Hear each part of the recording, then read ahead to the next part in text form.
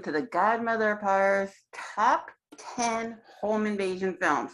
This is a prop, YouTube. Don't cancel me. Like, look, nothing's happening. It's a prop. Yes, that was me in the thumbnail with my face superimposed over Jamie Lee Curtis. So now we know what Jamie Lee Curtis would look like if she had a big, huge Italian schnoz. This month is especially important to me because it's my birthday month. And as a hermit, I try to stave off people that are trying to break in and share my cake. So home invasion means a lot to me in my birthday month. Let's dive right in. Number 10 is Don't Breathe from 2016, directed by Fede Alvarez and starring Jane Levy and Dylan Minnette.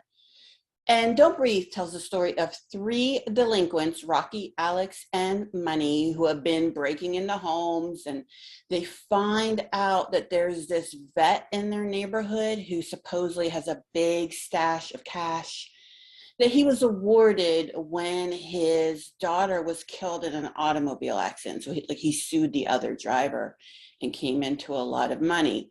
So you start out the film feeling a lot of sympathy for the vet, and then things turn and shift, and the vet is a bit of a beast, so much so that they made a sequel for this movie. I don't want to give anything away, but the power and control in this film shifts hands often, and that's what makes it really interesting. Another interesting aspect of it is the vet is blind. That's a key point. Like, he can't see anything. So when Rocky, Alex, and Money have broken in, they're not really hiding because he can't see them, and they gas him and knock him out. So we get to see a lot of what's going on in his home, and we get a lot of setup with that.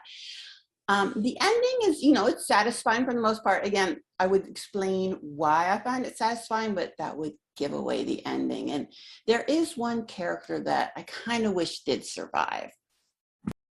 Number 9 is Sleep Tight, which is a 2011 Spanish psychological horror story, directed by Juan Balaguerro and starring Louis Tozar and Marta Itura. And Sleep Tight is about Caesar, who's a concierge at an apartment building in Barcelona. And Caesar does not just sit at the desk. He likes to go into the residents' apartments and really mess things up. And his goal is to make everyone feel miserable because he claims he can never feel happiness. He comes across one resident, a young woman, who seems to defy misery. She's always pleasant and joyful and happy. So he becomes obsessed with her, and he breaks into her apartment, and it kind of escalates, and he's going in there.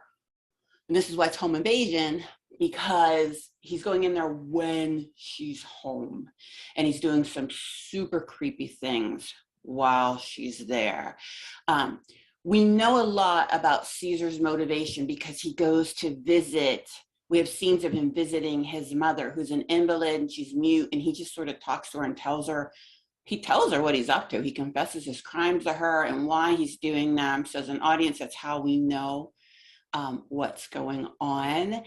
A notable character in the film is Ursula, who's this preteen who knows exactly what Caesar's up to, and she blackmails him, and she's a true psychopath in training. I guess the ending, I don't want to say it was like a surprise twist, but it was still a satisfying ending. Number 8 is The Visit from 2015, directed by M. Night Shyamalan and starring Olivia DeJonge, Ed Oxenbould, and one of my absolute favorite actresses, Kathryn Hahn. No, not Sheila Vaughn, Kathryn Hahn. So in this story, 2 teens go to visit their grandparents so that their single mother can get her romance on, but they've never met their grandparents. It's kind of weird. They're sent off to stay with these people they've never met before. And while they're there, the grandparents start to act really super sketchy, and it just gets sketchier and sketchier. And we see this all in found footage. And for those of you who missed last month's top 10 found footage, you can go back and watch it. You're now wondering, so how is this a home invasion? Well, I'm going to tell you, but in order to tell you, I have to give away a twist, which it really wasn't that difficult to figure out, to be honest. But what I'm going to do is I will put up a picture of spoiled meat for a spoiler when I talk about it, and then I will remove that when I'm done. So if you want to fast forward, just make sure the spoiled meat is gone. The grandparents are not the grandparents. They are escaped lunatics from an asylum who killed the grandparents and are now nesting up in that house and doing all kinds of things. So that's why it's home invasion. They really should not be in there. And it is super creepy once you really get what's going on here and realize how much in danger the kids are. And you can fight me on this one. I know it's not a popular choice. I know it's not a popular film. But I am a huge, unapologetic M. Night fan. I love M. Night. I love everything he does. He always has this sort of fairy tale quality that I really enjoy. I just leave logic at the door and I just go along for the ride. Number 7 is Better Watch Out, which is a 2016 Christmas horror film. And this is not the last Christmas horror film on this list. It was directed by Chris Peckover and starring Olivia DeJonge. Here she is again. She needs some kind of trophy for being twice on this list. And Levi Miller. So this movie starts out as that typical babysitter scenario where the babysat has a big crush on the babysitter, and you get that secondhand embarrassment as you watch him try to be suave and seductive, and it falls flat. So I started this thinking, oh, this is going to be silly. This is going to be almost like rom-com / horror.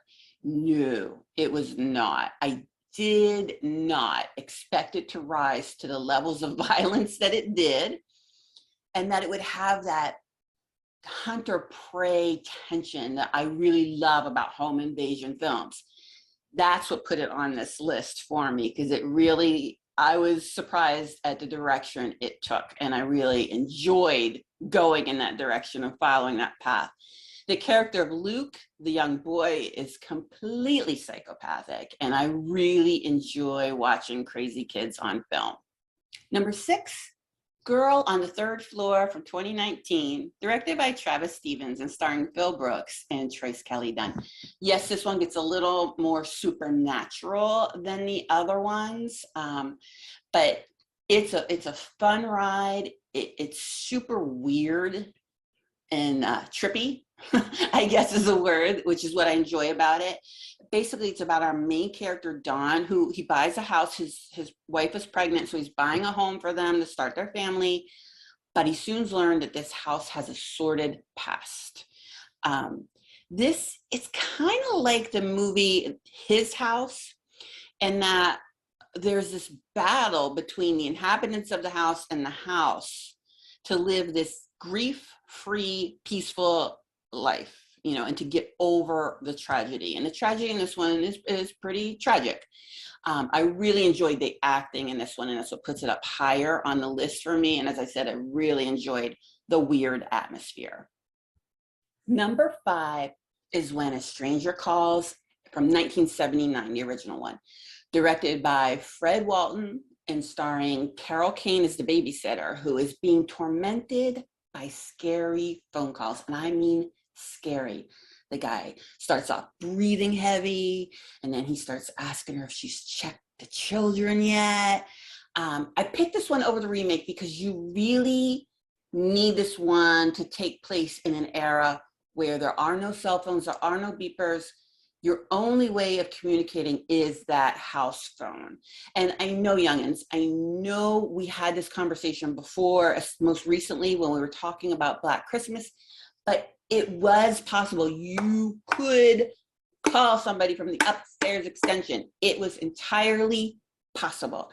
And this movie wrecked me. I saw it when I was very young, probably way too young to have seen it.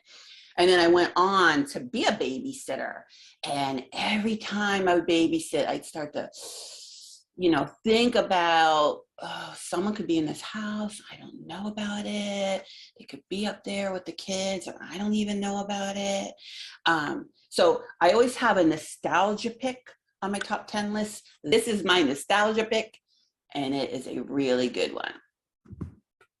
'Twas the Night Before Christmas. So yes, another Christmas film, and this literally is taking place the night before Christmas. We're talking about Inside, a 2007 French extreme horror movie directed by Julien Maury and Alexandre Bustillo, starring Beatrice Dalle and Alison Paradis. And Inside is about a pregnant woman, like literally going to give birth any day, but a few months prior in her pregnancy, she was involved in a car accident that killed her husband. So we have a lot of body horror in this film. And some of the body horror just simply relates to the actual pregnancy itself and the vulnerability that our main character, who's named Sarah, feels. We also have a pregnant woman in this film, Sarah, who is not glowing. She's not rapturous. She's not like, oh, a baby's coming. She is so disassociated from this baby because of the trauma that she recently experienced that it reminded me of Sarah, the Bone Woman, or maybe even the Babadook, even though that's not really pregnancy, it's afterbirth, that sort of just disassociation between the mother and the baby. So the night before Christmas, Sarah is alone at home, and she is scheduled to give birth the following day, because apparently in France, they schedule births on Christmas. Who knew? While she's home, this woman comes to the door, this very strange woman, and asks if she can come in and use the phone. And y'all, that's when all hell breaks loose. This film is gory. It's extreme horror. So if you are squeamish and you do not like that, I would not recommend watching it. I was not a big fan of the scenes where they would do like in utero shots and we'd see the fetus, baby, whatever you want to call it. If I were to remake this film, I'd get rid of those. They felt silly to me, and they took away from the film. But basically, this film is this high up on my list because after I watch it, I kept checking my closet for that woman. I was really, really, really creeped out. Number 3 is The Purge. The original, the 2013, directed by James DeMonaco and starring Ethan Hawke, who really is like a horror staple, right? And I should clarify, I've never seen Ethan Hawke in anything besides horror movies, but I can remember advertisements for Reality Bites when I was like a young, whatever, a teen, ending my teens, whatever. And that movie came out, and it seemed like he was sort of the brooding emo guy, and now he's gone into this horror direction. And I feel like, Mr. Hawke, this is your wheelhouse, man. Stay with it. Like, he's really good. He's good. I love The Purge. We could all benefit from a good purge now and again, right? I have been training for The Purge since 2013. I have a complete plan. I am ready. If there were an Olympic event based on planning for The Purge, your godmother would be representing us all. I love it, totally into it. This story itself, if I were to get into this 2013 film, it gets a little complicated in terms of politics and in terms of ethical dilemmas. But basically, y'all know the story of The Purge. There's one night where you can do anything that you want. We all know what that is. What we don't know, and what I need to know, and if someone out there knows, please comment or reach out to me. So if I were to, kill somebody, hypothetically, and take their home, how do I get the deed in my name after? Like, I know season 2 of the television show talked about the aftermath, but they focused on the psychology. I want to know the legality of it all. Like, is there a line at the DMV the next day? Are there like certain forms that you go into the DMV and you fill out the next day for that boat that you stole? And they're like, oh, purge, no, that's over there. And then, how does it work? And what's the tax rate on the things that you take? How's that done? I need this information because I need to fill that in with my plan. But basically, this film being the first, super scary, incredibly impactful. Number 2 is a film that suffers desperately from bad name-itis, and that is I See You from 2019, directed by Adam Randall and starring Helen Hunt and John Tenney. The home invasion in this starts out with froggers, and we all know what froggers are. Those are people that live inside your walls and like in your cubby spaces and in your attic, and you don't know they're there. And as the film's beginning, we don't really know if these froggers are dangerous or not. They might be, they might not be. But that's kind of the point of this film, is that every time you think you know who the bad guy is or who the most dangerous character is, it shifts. And that might be why it has that title, like, I see you, I see you. Oh, now I see you. I don't know. I hate this title. I really wish it had a better title, because I think people avoid the film, you know, not really understanding what it's about. I don't want to give anything away. I guessed some of the twists, but I did not guess all of them. And I had an incredibly fun time watching it. I really want you to watch it and have that same experience. I'm just going to say this. I will just say this. After I watched this film, I really, truly believe that somebody was living inside my house. And I don't know if y'all know, I don't know if I mentioned this, but your godmother lives in a bungalow. Like I live in a closet. So I have no idea how on earth someone could be living in my house, but I was completely convinced. So that's how impactful this film was. And number 1 is The Strangers from 2008. I don't think I'm alone in picking that as a number 1 home invasion film. It was directed by Brian Bertino, starring Liv Tyler and Scott Speedman. And The Strangers is about a couple who are staying in this like isolated cabin that I believe was in the man's family. They're coming from a wedding, and it's really awkward. Like he proposed and she said no. So we're now stuck in this cabin, and you know, it was supposed to be this celebratory evening with champagne and roses and stuff, and it's ugh. But anyway, a young woman comes to the door and asks if Tamara's home, and that, again, this is when it all goes off the rails. And there are just so many scenes. This movie was released in 2008. It's 2024 now. There are still scenes that freak me out to this day that I think about, and I get scared when I think about them. Like when Liv Tyler is making a drink and there's that man behind her and she can't see him, but we can. The masks are incredibly creepy. And in the end, if you're someone who has been living under a rock and you don't know about that final dialogue, I don't want to ruin it for you. But for those who know, you know, like when you hear that, it's just, it fills you with just desperation and fear and everything that a good horror movie should make you feel. So thank you for sticking with me with this top 10 list. Next month will be demonic possession, because October is the month when the veil between the worlds is the thinnest. So if you don't want to miss that, be sure to subscribe.